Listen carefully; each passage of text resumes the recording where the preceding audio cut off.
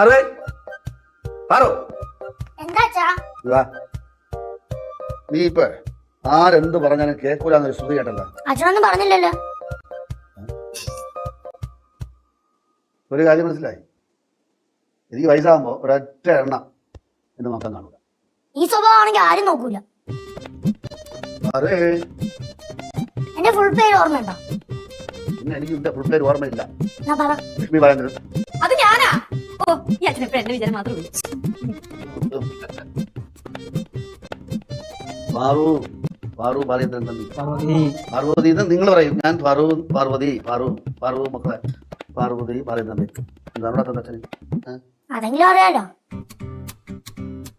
പാറു മക്കളെ നീ പോ.